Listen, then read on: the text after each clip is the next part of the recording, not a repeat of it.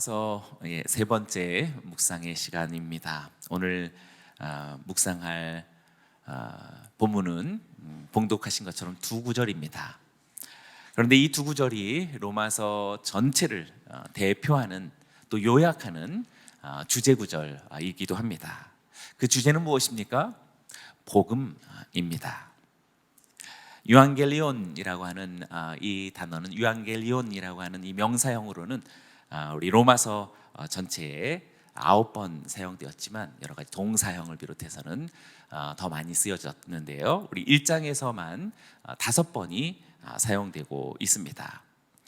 5번 한번 이렇게 요약해 볼 수 있겠는데요. 첫 번째는 나는 하나님의 복음을 위해 따로 세움을 받았다라고 1절에서 밝히고 있고, 두 번째는 이 복음은 하나님께서 성경에 미리 약속하신 것이다 라고 말했으며, 세 번째는 나는 하나님 아들의 복음 안에서 하나님을 예배하며 섬기노라고 고백하고 있습니다. 또 나는 로마에 있는 성도들에게 복음 전하기를 원한다라고 15절에서 밝히고, 그리고 오늘 16절, 오늘 이 구절에서 나는 이 복음을 부끄러워하지 않는다라고 말하고 있습니다. 그래서 1장에서만 이렇게 5번을 중심으로 삼고 전체를 복음으로 이렇게 이끌어가고 있는 로마서의 말씀인 것을 발견하게 됩니다. 로마서는 로마에 있는 이방인들, 불특정한 로마 사람들에게 전해준 서신이 아닙니다. 로마 교회의 성도들에게 전하는 그런 편지가 되겠습니다. 그것도 신앙이 그냥 미온적인 그런 사람들이 아니라 이미 우리가 보았듯이 로마 교회의 성도들은 정말 그 믿음이 출중했던 사람들이었다라고 말하고 있습니다. 믿음의 평판, 아주 훌륭한 믿음의 편팡이 온 세상에 전파되었다라고 그렇게 바울 사도가 이야기했었죠. 그럼에도 불구하고 바울은 왜 이 로마 교회를 방문하기 원했고, 또 로마 교회의 성도들에게 복음 전하기를 그렇게 간절히 소망했을까요? 이미 복음을 알고 있는 그들에게 왜 또 복음을 전하기를 원했을까요? 그것은 복음을 아는 것으로 그치지 않고 그의 삶 속에서 복음이 역사하기를 바랬기 때문이다라고 말할 수 있겠습니다. 아는 것과 또 행하는 것은 너무나 다른 개념이지요. 또 믿음에 대해서 지식이 있는 것과 믿음이 역사하는 것은 엄청난 큰 차이가 있는 것입니다. 마찬가지로 복음을 아는 것과 복음의 능력을 행사하는 것은 놀라운 차이가 있는 것입니다. 로마 교회가 로마서를 통해서 복음을 다시 들어야 했던 이유는 복음을 아는 것으로 그치지 않고 이제 그 복음의 능력을 경험하기 원하고, 나아가서 그 복음의 능력을 행사하기를 바라는 그러한 기대로서 이 로마서를 로마 교회의 성도들에게 보내기 원했던 것입니다. 우리가 복음을 아는 것과 또 복음의 능력을 알고 행사하는 것은 단순한 어떤 지성적인 깨달음과 이해로 되지 않습니다. 우리는 오늘 우리의 신앙을 너무나 지극히 이성적인, 지성적인 맥락 속에서 이렇게 대하는 경우가 많습니다. 그래서 큐티도 너무 지성적인 작용으로 큐티하는 분들이 또 적지 않으신 것 같아요. 그러나 하나님은 지정의의 하나님이십니다. 그러니까 너무 지식과 IQ와 또 명료한 어떤 학습력에 신앙을 한정시키지 않게 되기 원하고, 뭐라고 설명할 수 없는 성령의 울림과 감동과 지시와 이끌리심이 우리들에게 익숙할 수 있게 되기를 원합니다. 그래서 바울은 로마를 방문하고 싶었던 이유 중에 하나가 11절에서 이 구절인데요. 로마서 1장 11절에서 이렇게 밝히고 있었음을 우리가 지난주에 함께 나눴습니다. 큰 소리로 한번 같이 읽어보겠습니다. 시작.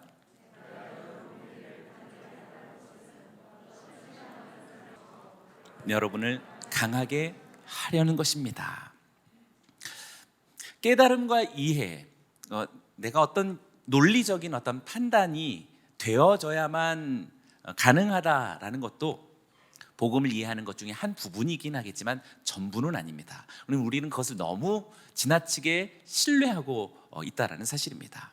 전인격적인 어떤 신령한 은사, 곧 성령의 역사로 말미암는 것이다라고 이야기하고 있습니다. 그래서 우리가 지금 암송하고 있는데요, 영상에서 우리 권사님들의 11구절까지의 암송을 보았지만 로마서 8장에는 푸뉴마, 성령이라는 단어가 정말 폭발적으로 등장합니다. 21번이 나타나고 있습니다. 정말 암송하기에 너무나도 적합한, 아니 암송해야만 하는 로마서 중에서도 정말 핵심을 말하고 있는 그러한 본문이 로마서 8장이 됩니다. 성령장이라 할 수 있겠습니다. 곧 바울이 로마 교회를 방문해서 이미 복음을 알고 있는 그 성도들을 만나고자 했던 것은 바로 성령의 역사로 말미암는 다시 듣는 복음, 성령의 역사로 말미암는 다시 나타나는 복음의 능력, 그것을 소망해서 여러분으로 하여금 더 강하게 하려는 그것이다 라고 하였듯이, 여기는 우리들에게도 마찬가지입니다. 우리는 이미 복음을 알고 있습니다. 복음을 알고 믿기에 벌써 이 자리에 있는 것 아니겠습니까? 그러나 복음의 능력이 역사한다라는 것은 또 다른 개념이 됩니다. 여러분은 복음을 아는 사람입니까? 아니면 복음의 능력을 행사하는 사람입니까? 오늘 이 로마서의 말씀을 가지고 우리들에게도 동일한 동기가 되어야겠습니다. 우리 모두도 복음을 아는 것으로 그치지 않고 복음의 능력을 행사할 수 있는 능력의 또 강건한 또 강한 믿음의 사람, 또 그리스도인들이 되기를 주의 이름으로 축원합니다.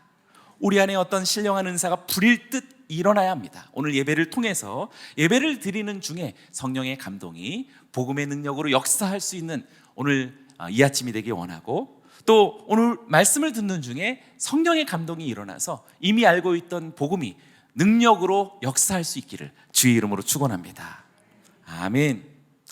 오늘 우리 모두가 그렇게 될 것입니다. 왜냐하면 이 복음은 진짜이며 복음에는 반드시 능력이 있기 때문에 그렇습니다. 할렐루야. 16절을 우리가 큰 소리로 같이 읽어보겠습니다. 시작. 나는 복음을 부끄러워하지 않습니다.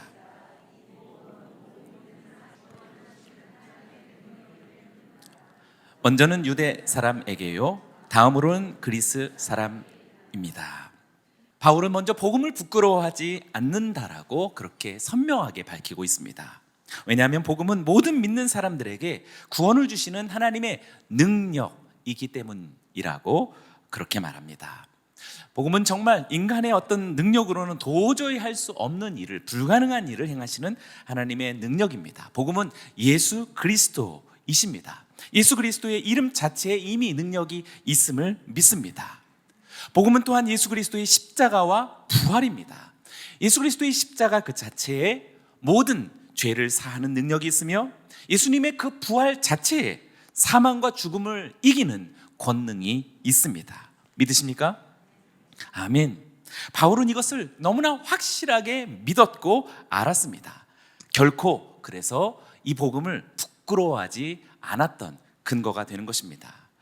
바울은 복음을 부끄러워하지 않는 정도가 아니었습니다. 바울은 이 복음의 능력을 드러내며 살았고, 복음으로 병자들을 치유했고, 악한 영에 붙잡혀 있는 자들을 고쳤으며, 불모의 땅에 수많은 교회와 제자들을 세우는 일에 일생을 걸었습니다. 온갖 고난과 박해에도 절대 굴하지 않을 신비로운 마음의 결심이 그의 생애를 지배했습니다. 자신의 목숨을 아끼지 않고 예수 그리스도를 증거하던 그 신비, 그 힘, 그 능력은 어디서 비롯된 것입니까? 바울의 생애는 정말 복음 때문에 살았던 삶이요, 또 복음으로 말미암아 살아간 인생이었습니다. 베드로 역시 마찬가지였고 12사도 모두가 다 한결 같았습니다. 베드로는 예수 그리스도의 이름 자체에 어떤 신비한 능력이 있는지를 알았고, 그가 사도행전에서 이렇게 유명한 말을 외쳤던 것을 우리는 다시 떠올릴 필요가 있겠습니다. 사도행전 3장 6절입니다. 베드로가 이르되 은과 금은 내게 없거니와 내게 있는 것 이것을 내게 주노니 나사렛 예수 그리스도의 이름으로 일어나 걸으라. 할렐루야. 네, 은과 금은 베드로에게 없었겠죠. 그러나 당시 예루살렘 교회는 정말 많은 헌금이 있었습니다. 중요한 것은 은과 금이 중요하지 않다라는 이야기겠죠. 베드로에게 있어서 중요한 것은 나사렛 예수 그리스도 그 이름 자체였고, 나면서부터 한 번도 걸은 적이 없었던 이 안진뱅이에게 예수 그리스도의 이름을 선포함으로 인하여서 그가 일어나 걸을 수 있는 놀라운 새로운 인생이 가능했던 것이 바로 이 복음의 능력이었습니다. 우리 모두에게도 다시 한번 물어볼 수 있기를 원합니다. 나는 정말 복음을 부끄러워하지 않는지 스스로에게 한번 되물어 보시기를 바랍니다. 아니, 부끄러워하지 않는 정도가 아니라 나는 정말 이 복음을 자랑하며 또 이 복음 때문에 살아가고 있는가 우리 스스로 물어보아야 하겠습니다. 혹시 우리는 복음을 들었고 복음을 믿었고 또 복음의 능력이 있다라는 그 사실도 알고 있고 또 믿기도 하지만 그러나 이 복음의 능력을 행사하는 삶과는 전혀 이렇게 무관한 삶을 살고 있지는 않은지 생각해 보아야 됩니다. 또한 복음 때문에 살고 복음으로 인하여서 그렇게 살아가는 다른 사도들과 또 주님의 증인들과는 달리 우리는 정말 너무 무색할 만큼 복음과 무관하게 또 살아갈 때가 있음을 생각해 볼 수 있겠습니다. 이유가 무엇일까요? 우리는 왜 그렇게 미온적으로 복음과 특별한 관계 없이 살아갈 수 있는 것일까요? 바울의 말을 우회해서 그 이유를 알 수 있을 것입니다. 복음을 부끄러워하기 때문이다라고 말할 수 있겠습니다. 물론 여기는 우리 모두는 문자적으로 복음을 부끄러워하지는 않을 것입니다. 상황적으로 부끄러워할 따름입니다. 우리가 복음을 부끄러워하려는 이 유혹은 크게 두 가지로 나타날 수 있다라고 말할 수 있겠습니다. 바울은 이미 고린도 성도들에게 그것을 밝혔는데요. 고린도전서 1장 23절의 말씀 속에 우리가 복음을 부끄러워할 수 있는 그 경향성에 대해서 우리 두 가지를 발견하게 됩니다. 우리는 십자가에 못 박힌 그리스도를 전파합니다. 이것은 유대 사람들에게는 마음에 걸리는 일이며 이방 사람들에게는 어리석은 것이지만, 여기서 십자가에 못 박힌 그리스도가 개역성경에는 십자가의 도라고 말했고 이것이 바로 복음이 됩니다. 복음의 다른 말입니다. 그런데 이 복음이 어떤 사람들에게는 매우 불편한 것이다라고 두 부류의 사람들을 제시해주고 있는데요. 유대 사람들에게는 마음에 걸리는 것이며 이방 사람에게는 어리석은 것이다라고 그렇게 말하고 있습니다. 먼저 유대인들은 왜 이 복음이 마음에 걸리게 된 것일까요? 개역성경에는 거리끼는 것이 되었다라고 말하고 있습니다.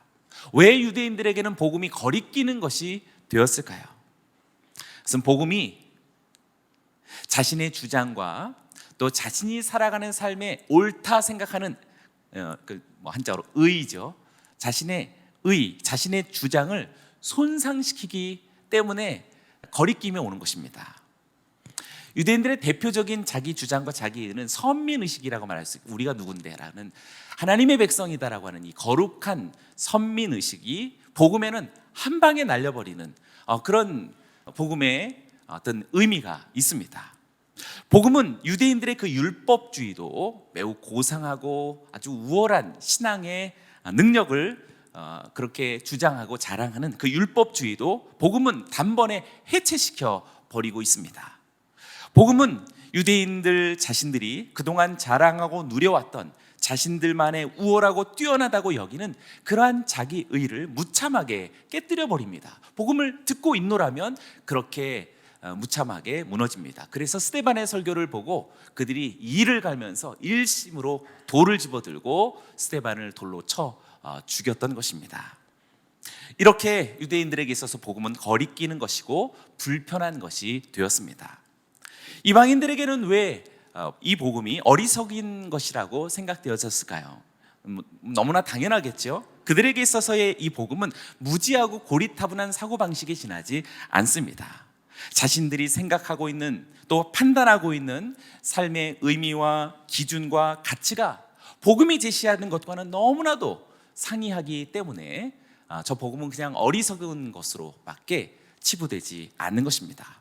복음은 이방인들이 생각하는 삶의 옳음, 자신의 나름대로 살아가는 삶의 그 옳음, 그 의를 인정하지 않기 때문이며 나아가서는 심판을 말하고 있기 때문에 처음에는 어리석은 것쯤으로 여겼을지는 모르지만 점점 더 반대적 성향을 갖게 될 것이고 나아가서는 심한 경멸과 조소를 갖게 되는 것은 자명한 일이 됩니다. 잘 들으면 들을수록 불편해지고 불쾌해지고 또 분노하게 되는 것이 이방인들의 현재의 상태 속에서의 복음이 갖고 있는 그 본질과 속성입니다. 잘 생각해 보면 그렇습니다. 진리를 갖지 않는 자에게 있어서 진리는 매우 불편한 것이 됩니다. 거짓을 일삼고 살아가는 사람에게 정직한 사람은 심히 좀 불편한 사람이 됩니다. 거짓된 사람들은 거짓된 사람들과 살 때에 편안함이 있겠죠. 정직한 사람 한 사람이 끼어 있으면 굉장히 이질적인 사람을 대하고, 처음에는 뭐 놀릴지는 모르지만 그의 언변을 들어보면 굉장히 아마 분노를 잃고 그 사람에 대한 일종의 타격을 가할 것이라고 생각됩니다. 어둠 속에 살아가는 사람들은 어둠이 좋은 곳입니다. 거기 빛이 들어오면 대단한 불편함을 느끼고 또 불쾌해하는 것입니다. 복음이 그렇습니다. 복음을 적당히 믿고 살아가는 사람에게는 복음에 전념하는 사람이 또 불편합니다. 신앙생활을 대충 하는 사람들에게 있어서 충성된 제자들을 살아가는 사람은 굉장히 좀 거리낌이 있는 그런 사람이라고 할 수 있겠습니다. 제가 직장 생활을 할 때 우리 차장님이 제 옆을 지나갈 때마다 약간 눈을 이렇게 째리시면서 너무 청교도 같이 살면 부러져, 맨날 그렇게 툭 말을 던지고 이렇게 하셨습니다. 좀 이렇게 조롱하고 그런 건 아니었고요. 뭐 약간 그런 뉘앙스가 있었는지 뭐 친했습니다. 근데 항상 이렇게 툭 치면서 매번 그거를 자꾸 강조했던 것 같습니다. 또 직장 생활할 때 우리 동문 모임이 있었는데요. 동문 모임에 우리 회사에 인사부서를 담당하는 상무님이 계셨습니다. 그래서 그분은 아무나 이렇게 만나는 것이 좀 제한된 분이셨는데, 그래도 우리가 용케 동문회에서 그분을 이렇게 모셔서 동문 모임을 가졌습니다. 그래서 식사도 하고 또 이렇게 뭐 한 잔도 했겠죠. 제가 했냐라고는 뭐 궁금해하지 않으셔도 될 것 같습니다. 네, 그런데 이제 또 뭐 2차, 3차 모임이 있는 것 같은데 이렇게 뭐 쑥덕쑥덕 하는데 저한테는 얘기를 안 해주는 거예요. 그리고서는 그냥 모임이 파했습니다.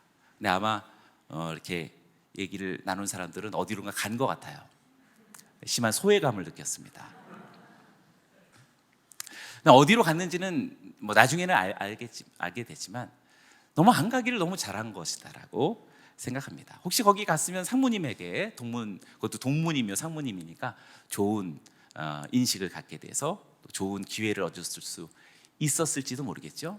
세상의 논리는 어쩌면 이런 패턴을 따르고 있는지 모르겠습니다. 사랑하는 여러분이요, 저는 여러분들이 소외되기를 원합니다. 또 그런 자리에서 여러분들 끼워주지 않는다고 해서 너무 상심할 필요가 없고 오히려 기뻐하시는 여러분들 되시기를 주의 이름으로 축원합니다. 아멘. 우리도 이러한 점에서 우리는 알게 모르게 이 복음에 대해서 마음에 걸리는 것으로 여기고 있고 그렇게 살아가고 있는지도 모르는 것입니다. 복음을 대놓고 부인하지는 않지만 곤란하게 여기고 있다라는 사실입니다. 지금은 복음을 거론하기에 애매한 순간이다라고 그렇게 인식하고 있는 것이지요. 지금 복음을 드러낼 상황이 아니기에 난처해하는 것입니다. 우리는 이렇게 복음을 부끄러워하는데 아까도 어리석은 것으로 여겼지만 나중에는 반대하고 나중에는 경멸과 조소를 갖는, 이렇게 점점 더 확산되어져 가는 것처럼 우리들의 이 미온적 복음에 대한 부끄러워하는 성향은 그 상태 그대로만 있지 않습니다. 그것은 깊어가는 것이고 우리의 삶의 전 영역으로 확산되어져 가는 것이죠. 자기가 모르고 있는 건지 모르는 척하는 건지는 분명하지는 않겠지만, 그러나 어쨌든 우리는 그렇게 복음을 부끄러워하고 있는 이 속성은 오늘 우리들에게 개혁되지 않는 이상 우리들의 전 삶의 누룩처럼 번져갈 수 있다는 사실을 오늘 우리는 듣고 다시 한번 자각해야 하겠습니다. 왜 우리들에게 이러한 일이 벌어지는 것일까? 분명히 나는 복음을 알고 있고 믿고 있고 복음의 능력이 있다는 것도 알고 그것과 친밀하게 살아가고 싶은데 왜 나는 자꾸 복음에 대해서 부끄러워하는 경향으로 조금씩 내 삶을 그렇게 허용하고 있는 것일까? 두 가지의 무지로부터 발생하는 것이다라고 말할 수 있습니다. 첫째는 복음이 무엇인지 모르기 때문인 것이요, 둘째는 구원이 무엇인지 모르기 때문이다라고 할 수 있습니다. 이 두 가지는 연결되어 있습니다. 복음은 우리들에게 가장 중요한 것, 가장 필요한 것, 가장 유일한 것을 주는 것이기에 오늘 우리가 정말 생명을 다해서 이 복음을 듣고 자신의 것으로 삼아야 합니다. 우리들에게 가장 중요한 것, 가장 필요한 것, 가장 유일한 것이 무엇일까요? 것이 바로 구원입니다. 소테리아. 이 구원이라는 것은 우리들에게 지금 와닿지 않을 수도 있겠습니다. 뭐 구원, 교회에서 얘기하는 건가? 이렇게 얘기할 수 있겠습니다. 아니요, 이것은 사실 우리들의 매일 살아가는 삶 속에 매일을 향유하며 살아가는 것이라고 말할 수 있습니다. 매우 포괄적인 개념이 구원입니다. 이것은 모든 악과 모든 고난에서 해방되는 것을 말합니다. 다시 한번, 구원이란 모든 악과 모든 고난으로부터 해방되는 것입니다. 잘 와닿지 않는다면 한번 생각해 보시죠. 만약 여러분들께서 좀 방금 전에 건강검진을 받으셨는데 암이 발견됐는데 진행 속도가 매우 깊다라는 진단을 받으셨을 때 여러분들의 가슴이 철렁 내려앉을 것입니다. 그리고 아마 안색이 갑자기 사색이 될 수 있을 것입니다. 그때 우리는 소테리아, 구원을 인식하는 겁니다. 그 순간. 만일 여러분들의 전화를 받고 뜻밖의 자녀가 굉장히 큰 사고가 생겼다라는 소식을 들었다고 해보시죠. 전화기를 한번 놓칠지도 모릅니다. 가슴이 철렁 내려앉으면서 아마 여러분들의 모든 것이 막 뒤흔들리고 패닉 상태에 빠질 수 있습니다. 그때 우리는 소테리아, 구원을 인식하는 순간이 됩니다. 우리가 그것을 아직 경험하지 않기 때문에 나와는 조금 멀리 있는 종교적인 얘기인 것 같지만 사실 우리는 매일매일 그것을 목격하고 접속하고 경험하며 살아가고 있는 것입니다. 정작 그 순간이 올 때라도 자각하면 참 감사하겠지만 그때에도 잘 자각하지 못합니다. 코로나가 지금 보통 치명률이 좀 위험할 때 1점 몇 프로였죠. 지금 평균 0점 몇 프로 이렇게 되죠. 연령별로는 좀 다르겠지만 전체 평균으로는 1%도 되지 않습니다. 그렇기 때문에 오늘 우리들이 이렇게 마스크를 쓰고 있지만 그나마 정상적인 삶을 살겠지만 치명률이 5% 정도만 올라가도 아마 지금 이 세상은 거의 정상적인 삶은 불가능할 뿐만 아니라 우리 각자에 있는 악마적 성향들이 어떻게 황충처럼 뛰어나오는지 아마 보게 될 것입니다. 그런데 성경은 마지막 파루시아 끝자락 속에서의 그 치명률이 30%가 넘는다라는 사실을 계시록을 통해서 우리는 알게 됩니다. 만약 치명률이 30%가 되는 삶이라면 서로를 어떻게 볼까요? 우리 인간적인 사회적 삶을 어떻게 살아갈까요? 거의 그것은 지옥과 방불한 삶이 되는 것입니다. 지금 몇 가지 예를 들었지만 사실 빙산의 일각에 불과한 것입니다. 진짜는 따로 있습니다. 소테리아가 절박하고 유일하고 지금 당장 우리들에게 해결되어야 할 구원의 문제다라는 것은 이제 제가 얘기하는 것으로 끝나는 것입니다. 지옥입니다. 이 지옥은 차원이 다른 이야기입니다. 그것은 죽을 수도 없는 곳이다라고 말하고 있고 소금에 절이듯 할 것이다. 죽음을 애원하지만 결코 죽을 수 없는 영원한 죽음이 살아있는 죽음의 장소라고 묘사하고 있습니다. 그러나 우리는 항상 누구든지 죽음을 경험해야 하기에 지옥과 천국의 문제는 특정인에게만 해당되는 것이 아니라 생명을 얻고 살아난 여기 있는 우리 모두에게 누구나 제시되어지는 문제가 되는 것입니다. 이처럼 모든 악과 고난은 죽음의 증상들이라고 말할 수 있겠습니다. 이러한 결국 마지막 최종적 순간 속으로까지 구원이냐 심판이냐 천국이냐 지옥이냐라는 그 순간까지 초래하게 되어지는 이러한 죽음의 증상들은 도대체 어디서부터 시작되는 것일까? 이 증상의 종류들은 무수히 많고 유형은 매우 다양할지라도 그 이유를 밝히고 원인을 찾아가다 보면 그것은 결국 죽음은 죄의 결과다, 죄의 대가다라는 사실로 결론을 맺게 됩니다. 그리고 이 죄의 본질은 어디에 있습니까? 하나님께 대한 인간의 옳지 못한 태도와 상태 속에 있습니다. 한마디로 인간이 자기를 주장하는 의지의 결과가 결국 창조주로부터 하나님께 대한 인간의 독립 선언이 그러한 결과들을 낳게 된다라는 사실입니다. 스스로 독립 선언을 하나님으로부터 한다라는 것은 하나님으로부터 오는 무한한 지혜, 힘, 사랑, 영원한 생명으로부터 스스로를 차단시키고 소외시키는 어리석음이라고 말할 수 있겠지요. 그로써 스스로가 살아갈 수밖에 없습니다. 인간은 스스로의 자원을 의지할 수밖에 없습니다. 용케 자원을 확보한 사람은 그래서 착취합니다. 죄의 결과는 점점 더 확산되어져 갑니다. 결핍과 고통과 갈등과 죽음의 원인이 하나님과 스스로 소외된 인간 스스로 택한 결과라고 말할 수 있겠습니다. 인간 사이에도 당연히 하나님과 소외된 인간이 어찌 화평하게 살 수 있을까요? 당연히 인간 서로에게 소외와 갈등이 불가피해집니다. 살기 위해 적자 생존, 약육강식이 너무나도 뻔한 그런 과정이라고 말할 수 있겠습니다. 더 잘 살기 위해, 더 많은 것을 확보하기 위해 착취와 억압과 폭력과 전쟁이 자연스러운 결과가 되는 것이 오늘 우리가 살아가는 인간의 삶입니다. 인간은 이렇게 모두가 다 하나님을 떠난 인간은 자기 생각대로 살아갑니다. 그것을 가리켜 자기의라고 말하는 것입니다. 자신의 뜻대로 살아가고 결국 끝날까지 자신의 운명을 스스로의 생각과 뜻에 의존해서 살아가게 되는 것입니다. 그곳에는 구원이 없습니다. 인간은 누구든지 스스로 구원할 수 없습니다. 절대 없습니다. 인간은 그 어떤 세상의 권력자와 대단한 뛰어난 사람이라 할지라도 자신도 구원할 수 없고 세상도 구원할 수 없었음을 지금까지의 모든 인류의 역사가 증명해 오고 있습니다. 그러나 복음은 우리를 구원합니다. 복음은 모든 믿는 자에게 구원을 준다라고 하나님의 말씀은 선포합니다. 복음은 우리를 구원할 뿐만 아니라 마침내 세상을 구원하는 것입니다. 그를 믿기만 하면 완전한 구원이 있음을 선포하고 있습니다. 할렐루야. 그래서 복음을 하나님의 능력이라고 말하는 것입니다.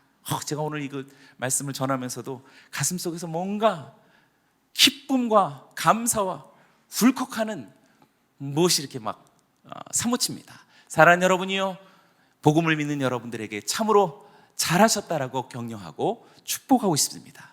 그러나 그것에만 머물지 아니하고 이 능력이 여러분의 삶 속을 지배하고 다스리고 나타나고 역사하기를 주의 이름으로 축원합니다. 옆 사람들에게 선포하십시오. 당신에게 복음이 역사해야 합니다. 아멘. 어떻게 복음에서 하나님의 능력이 이렇게 나타날 수 있는가? 어떻게 그런 능력을 그러면 얻을 수 있는 것인가? 17절이 우리들에게 알려주고 있습니다. 17절을 큰 소리로 같이 읽어봅니다. 시작. 복음에는 하나님의 의가 계시되 믿음으로부터 믿음에 이르게 합니다. 기록되기를 의인은 믿음으로 살 것이다 라고 한 것과 같습니다. 복음이 능력을 행사할 수밖에 없는 이유는, 복음이 능력을 행사할 수밖에 없는 이유, 그것은 바로 그 복음 안에, 복음은 단순한 어떤 지식과 사상과 정보가 아니라 그 복음 안에 디카요신에 하나님의 의가 있기 때문이다라고 말하고 있습니다. 아까 제가 얘기했죠. 우리는 각자 자기 뜻대로 살아가고, 또 우리 그 세속대 말로 내 팔뚝 굵다 뭐 이런 얘기. 자기 힘대로 살아가는 거죠. 그것을 다른 말로 말하면 자기 의로 살아가는 것입니다. 그것이 대단하든 별것 아니든 어쨌든 자기 나름대로 살아가는 삶을 가리켜 자신의 의로 살아가는 것이다 라고 말하지만, 복음에는 사람의 의나 세상의 의가 아니라 하나님의 의가 나타나고 있다라고 말하고 있는 것입니다. 할렐루야. 복음은 사람이 고안한 탁월한 사상이나 제도가 아닙니다. 인간이 창출한 고도의 법규와 시스템이 아닙니다. 지금도 부동산 문제이든지 경제 문제이든지 누군가 탁월한 석학이 나타나서 정말 이 혼돈의 경제 시스템을 누군가가 만들어줬다면 그분은 아마 대통령 될 것이고, 아마 그분은 아마 세계 대통령이 되리라 생각되지만 안타깝게도 그런 분은 나타나지 않을 것입니다. 잠깐 아마 대단한 실력자가 적그리스도라는 이름으로 나타날지 모르겠습니다. 그러나 속임과 위장이요 일시적인 충격뿐입니다.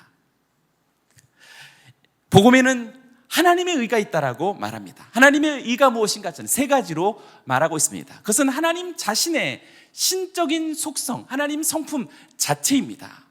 하나님 자신이 오르신 분이십니다. 생각할 필요도 없습니다. 하나님은 그냥 오르신 분이십니다. 믿으십니까? 두 번째, 그분은 오르신 상태에서 오르신 생각에만 멈춰 있지 않고 그분은 행동하시는 분이신데 그분의 행동 자체가 오르십니다. 하나님은 구원하시고 하나님은 심판하시는 이 행동이 참으로 오르신 하나님이신 줄로 믿습니다. 그리고 결국에 하나님의 이 속성과 하나님의 이 활동, 하나님의 이 행동은 마침내 하나님의 성취, 완전한 나라를 이루시는 분입니다. 하나님의 나라와 하나님의 통치를 요한계시록이 어떻게 찬송하고 있는지, 어떻게 우렁차게 하나님의 백성들이 찬미하고 있는지 우리가 듣고 있습니다. 우리는 미리 그것을 찬송해야 하고 그 나라를 구해야 하고 우리 이번 마리아 행전에서 하나님의 나라를 선포해야 할 줄로 믿습니다. 이렇게 하나님의 의는 스스로 이루어 가시는 하나님의 오르심입니다. 하나님의 의란 죄인된 인간이 스스로 소외되고 스스로 하나님을 떠난 인간이 어떻게 하든지 자기 주장과 자기 의가 아닌 하나님의 의를 주심으로 인해서 그들을, 어리석은 그들을, 무익한 그들을, 배신한 그들을 다시 하나님의 관계로 바로 잡으시려는 하나님의 의로우신 주도권입니다. 이 주도권이 복음에서 역사하는 것입니다. 저와 여러분들이 이 복음을 들을 때 하나님의 그 오르신 하나님의 판단과 하나님의 행동이 마침내 하나님의 나라가 되는 이 완전함이 여러분의 삶 속에 우리들의 일생에 다시 살아나기를 주의 이름으로 축원합니다. 그렇다면 어떻게 하나님의 의가 나타나는 이 복음의 능력을 얻을 수 있는 것인가? 그 비밀이 바로 믿음으로 믿음에 이른다라는 말 속에 있습니다. 믿음으로부터 믿음에 이른다라고 하는 이 말은 시작도 믿음이요 마지막도 믿음이다라는 그런 뜻이 되겠습니다. 그런데 보면은요, 보통 우리는 믿는 것은 내가 믿는 것으로 알잖아요, 그죠? 내가 믿는 거죠. 맞는 말이지만 사실 오늘 본문 말씀에 의하면 또 틀렸습니다. 그래서 17절을 보시면 붉게 표현한 것이 있고 또 푸르게 표현한 것이 있습니다. 지금 앞에 붉게 표현한 것은 하나님의 행동이라고 말한다면 이 푸르게 표현한 것은 인간의 행동이라고 말할 수 있겠습니다. 묘하게 이것이 결합되어 있다는 것을 알게 됩니다. 누구든지 우리가 믿는 거죠. 그러나 17절의 말씀의 이렇게 본질을 보십시오. 결국 믿음을 갖게 하는 것은 무엇입니까?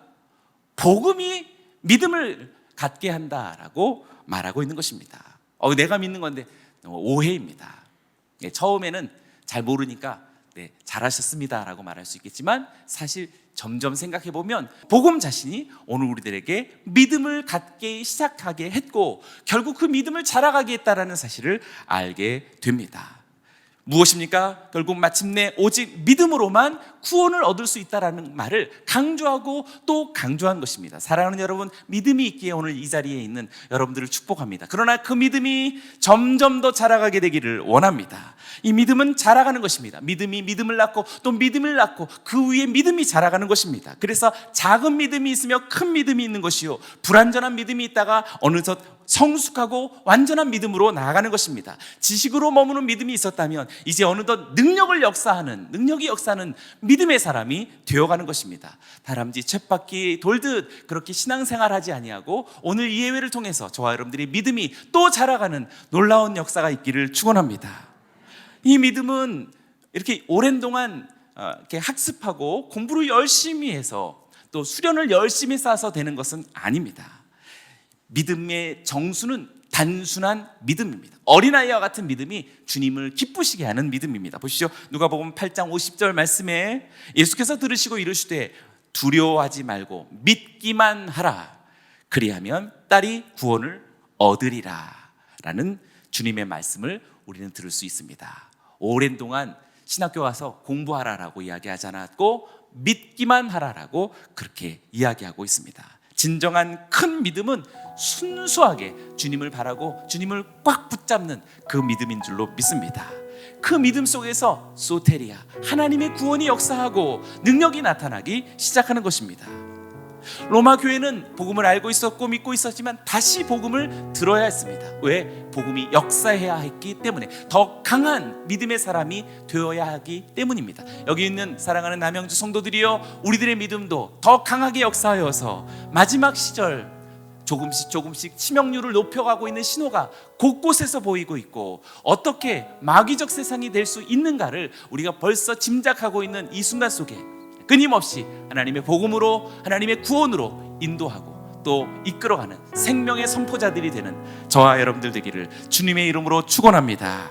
우리 하나님께 영광의 박수 올려드립니다.